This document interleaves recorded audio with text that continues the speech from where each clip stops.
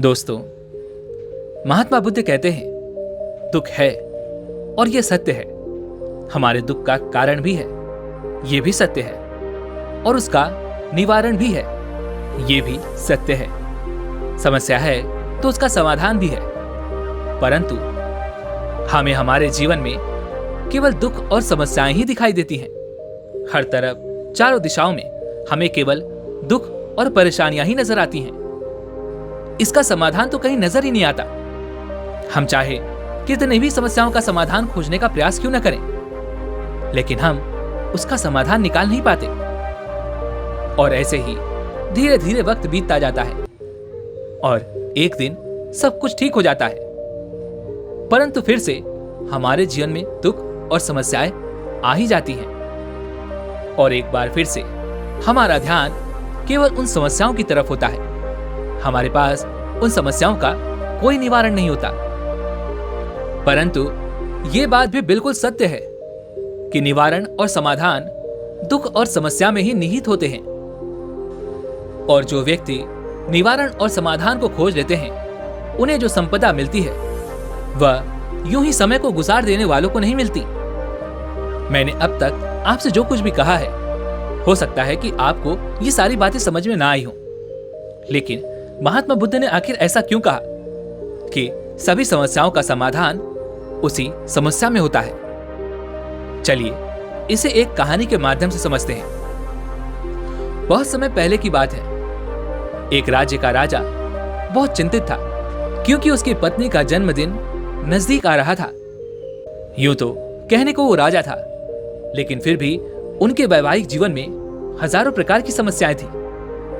परंतु वह राजा जन्मदिन पर अपनी पत्नी को एक ऐसा उपहार देना चाहता था कि जिससे उनके जीवन में जो दुख है वह कम से कम उस दिन के लिए दूर चला जाए। वह अपनी पत्नी को खुश करना चाहता था, किंतु आपने देखा होगा कि यह कार्य बहुत ही मुश्किल है, क्योंकि हम आज तक किसी को खुश नहीं कर पाए। हम चाहे लाख कोशिशें क्यों न कर लें, लेकिन हम कभी किसी को खुश नहीं कर पाते, क्योंकि यह खुशी हमारे पास नहीं है और ना ही सामने वाले के पास है। जो हमारे पास है ही नहीं, वह हम किसी और को कैसे दे सकते हैं। अर्थात अगर आपको किसी दूसरे को खुशी देनी है, तो सबसे पहले आपको खुश होना होगा, आपको खुश महसूस करना होगा। अर्थात वो खुशी आपके पास होनी चाहिए, तभी तो आप किसी और को खुश रख सकते हैं। एक दिन राजा ने सभी दरबारियों को दरबार में उपस्थित होने का आदेश दिया और साथ ही सभी मंत्रीगण भी वहां पर उपस्थित थे। तभी राजा ने सभी से सुझाव मांगा कि आखिर वह किस प्रकार अपनी पत्नी को जन्मदिन पर खुश कर सकता है। आखिर वह उन्हें कैसा उपहार दे जिस कारण राजा की पत्नी खुश हो सके। वहां पर उपस्थित सभी लोग अपने मन की बातें राजा से बताते हैं, परंतु राजा को वहां पर उपस्थित किसी भी व्यक्ति का कोई सुझाव पसंद ही नहीं आया।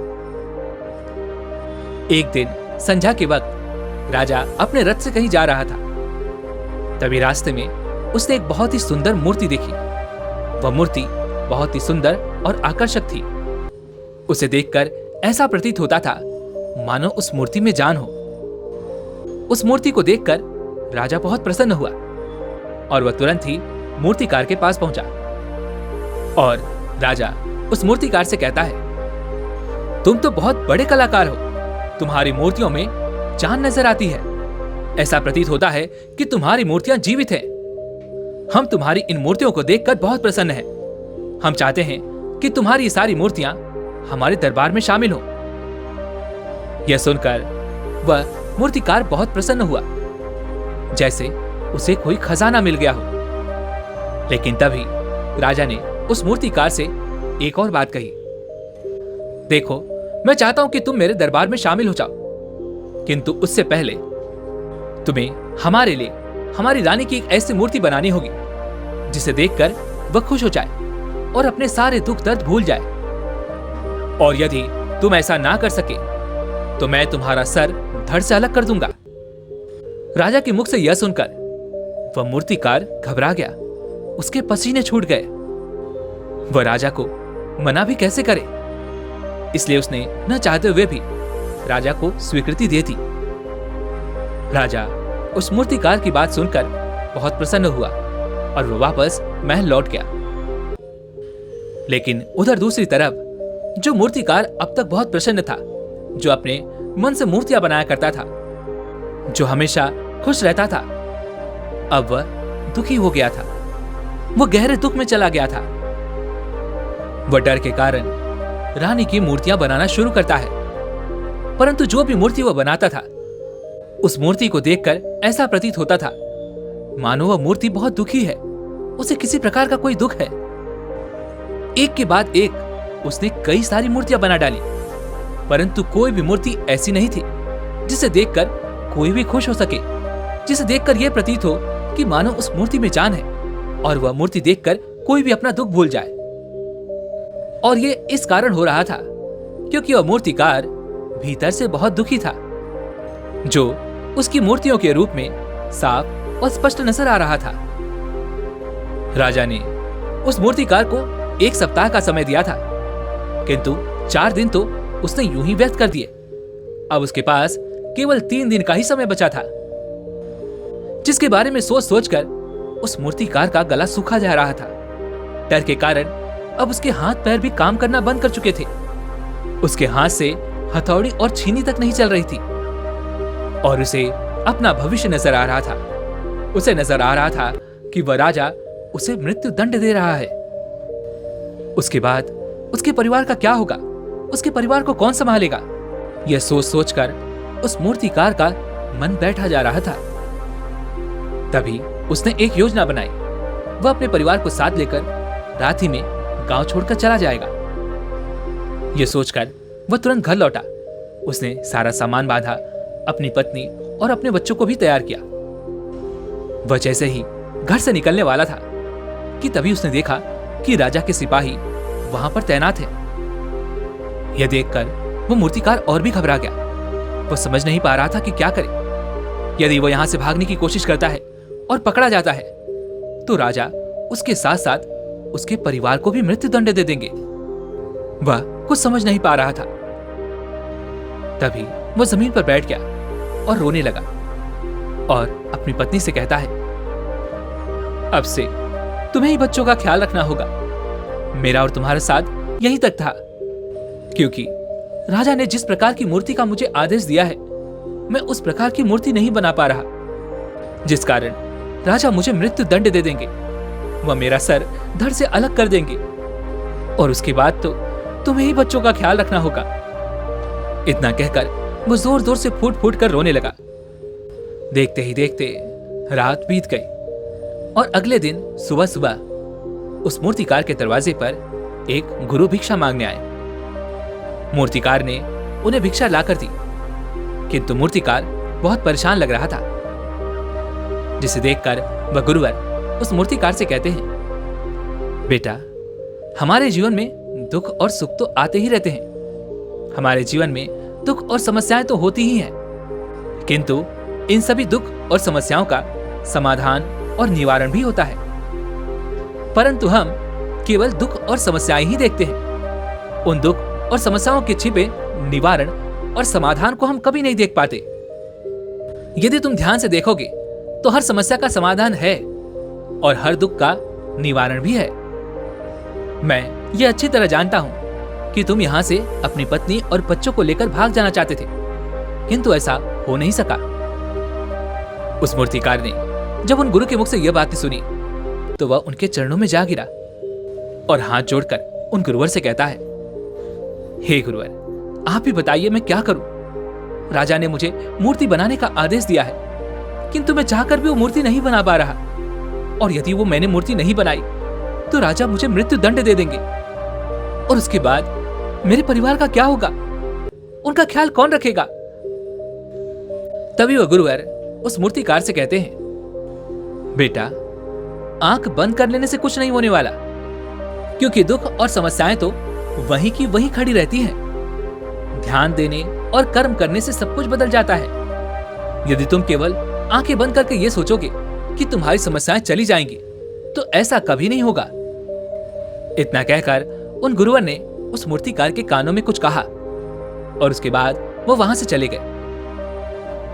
उन गुरु के वहां से चले जाने के बाद वह मूर्तिकार महल गया, जिसे देखकर राजा उस मूर्तिकार से कहता है, लगता है तुमने समय से पहले ही एक अद्भुत मूर्ति तैयार कर ली है। बताओ वो मूर्ति कहां है? मैं भी उसे देखना चाहता हूं। इस पर वह मूर्तिकार जवाब देते हुए कहता है, महाराज, अभी तक मैंने मूर्ति तैयार नहीं की है, परंतु आपके दिए हुए समय पर मैं अवश्य ही वो अद्भुत मूर्ति तैयार कर लूंगा। लेकिन उससे पहले मेरा एक बार महारानी से मिलना बहुत आवश्यक है, अन्यथा वह अद्भुत मूर्ति तैयार नहीं हो पाएगी। और फिर आप चाहें तो मुझे मृत्यु दंड दे सकते हैं।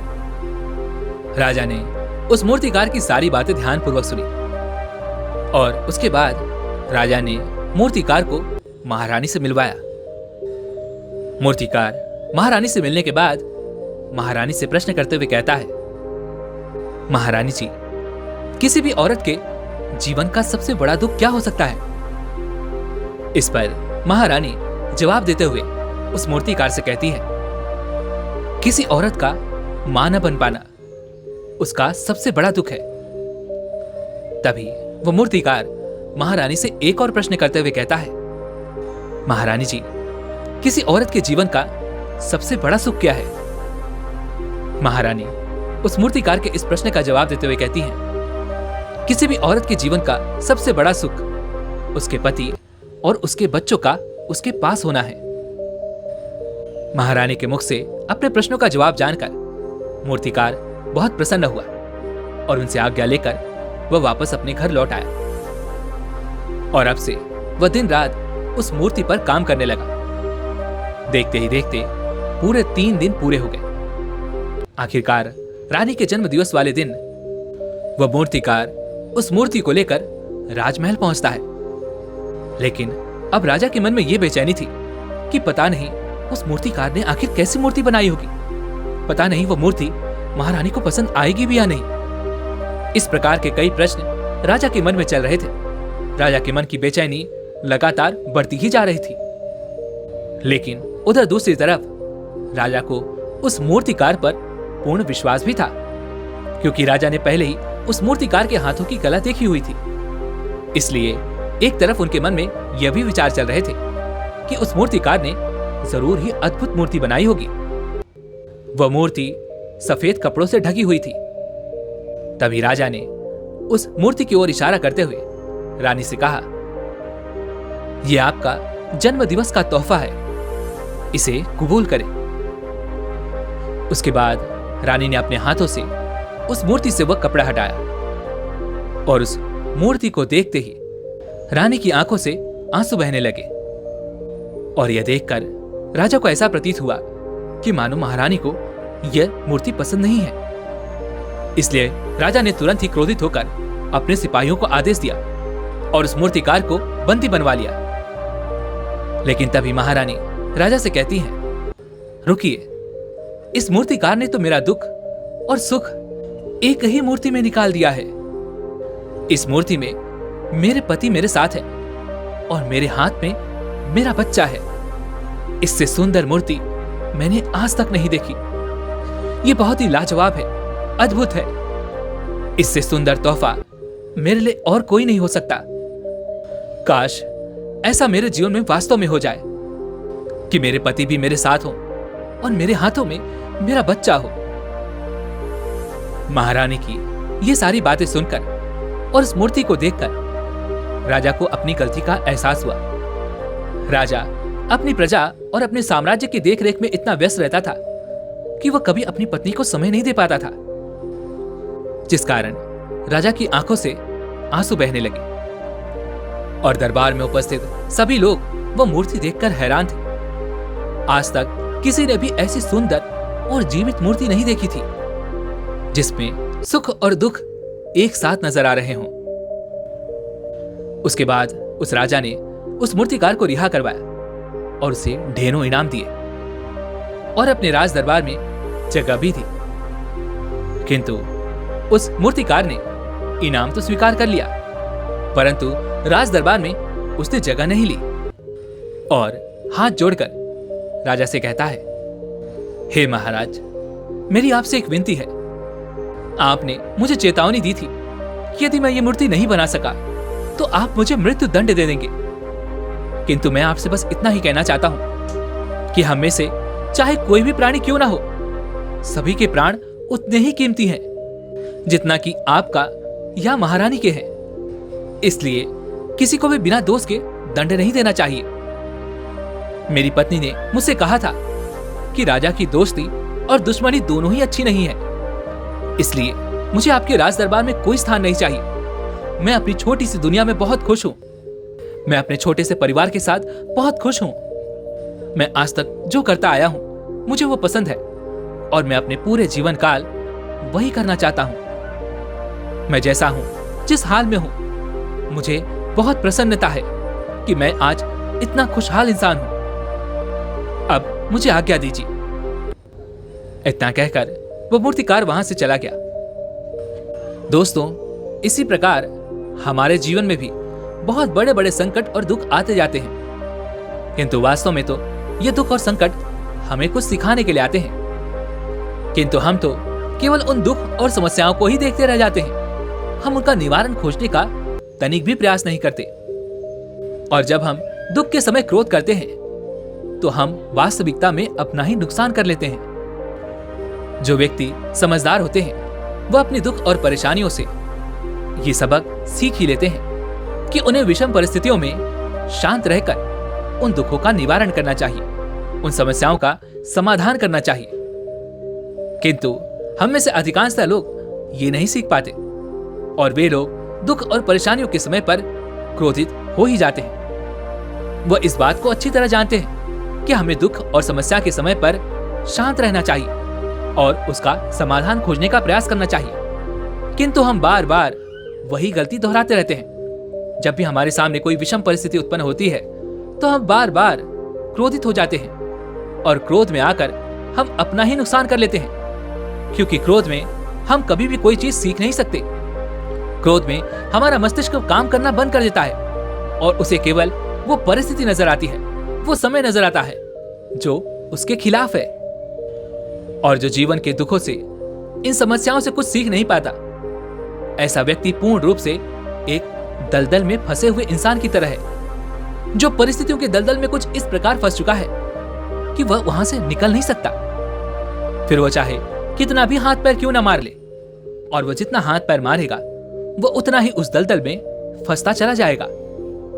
जबकि आपको हाथ पैर ना मार के बल्कि शांत रहकर अपने मस्तिष्क का प्रयोग करना चाहिए और यह सोचना चाहिए कि इस दुख, इस समस्या और इस विषम परिस्थिति का समाधान क्या हो सकता है। किंतु आप तो अपने आप को पहले से ही दलदल में डाल चुके हैं और ऐसी स्थिति में आप बाहर निकलने के बारे में ना सोचकर लगातार और हाथ पैर मारकर आप अपने आप को उस दलदल में और भी नीचे डुबाते जा रहे हैं। तो ऐसी परिस्थिति में आप भला उस समस्या, उस परिस्थिति का सामना कैसे करेंगे, वहां से बाहर कैसे निकलेंगे? और वहीं पर जो व्यक्ति थोड़े भी जागरूक हैं, जो दुख और समस्याओं का निवारण और समाधान खोजने में वास्तव में अपना समय लगाते हैं, वो ये जानते हैं कि निवारण और समाधान एक हीरे की तरह है। वह हीरे की खान की तरह है। जिस प्रकार एक हीरे को ढूंढा जाता है, फिर उसे तराशा जाता है, जिसके बाद उस हीरे की कीमत बहुमूल्य हो जाती है।